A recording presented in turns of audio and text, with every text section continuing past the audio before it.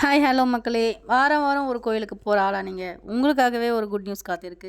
அது என்னென்னு இப்போ நான் சொல்கிறேன் பாருங்கள். அப்படியே நான் காலைல சாப்பிடாமலே போனதுனால ஒரு ஹோட்டலில் பார்த்து நிப்பாட்டி அப்படியே ஆளுக்கு 4 இட்லியே சாப்பிட்டுட்டு கிளம்பிட்டோங்க. இந்த கோயிலோட ஓப்பன் டைமிங் பார்த்தீங்கன்னா காலையில் 7:30 மணிலேருந்து நைட்டு 8 மணி வரைக்கும் இருக்கும். நாங்கள் சீக்கிரமாகவே கிளம்பிட்டோங்க. எங்கள் கூட அந்த என்னோட பொண்ணு பார்த்தீங்கன்னா எப்போ பாரு வாந்தி கேஸு. அவளை வாந்திலாம் எடுக்க வச்சு கூட்டிகிட்டு போகிறதுக்குள்ளே எங்களுக்கு லேட் ஆகிடுச்சுங்க.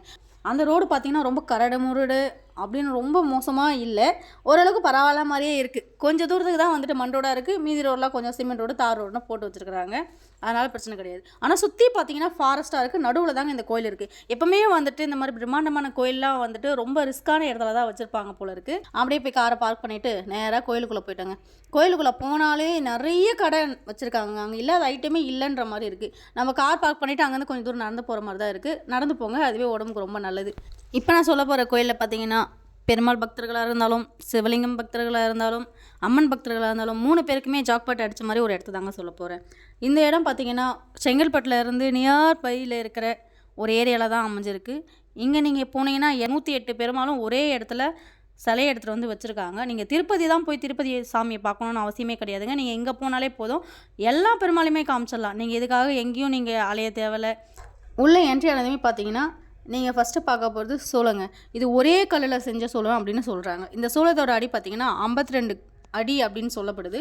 அந்த சூளத்தை நீங்கள் பார்த்துட்டு அப்படியே பேக் சைட் போனீங்கன்னா நாகதோஷம் இருக்கிற எல்லாருக்குமே வந்துட்டு நீங்கள் என்னென்ன நாகதோஷம் இருக்கோ அது எல்லா நாகதோஷமும் அந்த ஒரு இடத்துக்கு போனாலே தீந்துரும்னு சொல்கிறாங்க. அந்த அம்மனை சுற்றி 7 நாகதேவதைகளை நீங்கள் போய் பார்க்கலாம். அந்த ஒரு நாகதேவதைக்கும் என்னென்ன பிரச்சனை இருக்கோ அந்த டீட்டெயிலும் அதில் நம்ம கொடுத்துருக்காங்க. தெரியாதவங்க அதை பார்த்து படித்து தெரிஞ்சுக்கோங்க. அப்படியே பார்த்தீங்கன்னா வராகி அம்மன், பிரத்திகராமா, காலபைரவர், விஷ்ணு, சிம்ம வாகனம், நரசிம்மசாமின்னு சொல்லிட்டு எல்லா வகை சாமிகளுமே இருக்குங்க.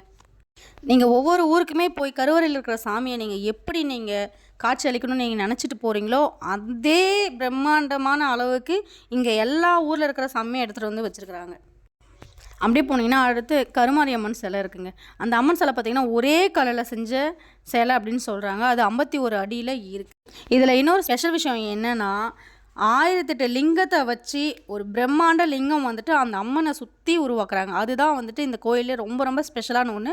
ஸோ அது வந்துட்டு இப்போ வேலை நடந்துகிட்ருக்கு. நாங்கள் போகும்போது வேலை நடந்துட்டு தான் இருக்குது. இது முடியறதுக்கே எப்படி இன்னும் கொஞ்சம் நாள் ஆகிடும். அம்மனை பார்த்துட்டு அப்படியே நீங்கள் பேக் சைட் போனீங்கன்னா அந்த 108 பெருமாளையும் நீங்கள் போய் தரிசிக்கலாம். ஒவ்வொரு பெருமாளையும் பார்க்குறதுக்கு நமக்கு 2 கண்ணு பத்தாதுங்க, 1000 கண்ணு இருந்தாலும் பத்தாது. அந்தளவுக்கு ரொம்பவே அழகாக அப்படியே பார்த்துக்கிட்டே இருக்கலாம் போல இருக்குது. நீங்கள் அப்படியே அதுவே வந்துட்டு உங்களுக்கு கொஞ்சம் தூரம் லென்த்தாக இருக்குது. எல்லா பெருமாளையும் வச்சுருக்கிறதுனால உங்களுக்கு கொஞ்சம் நிறையவே டைம் இருக்கும். பொறுமையாகவே நீங்கள் பார்த்துட்டு வரலாம்.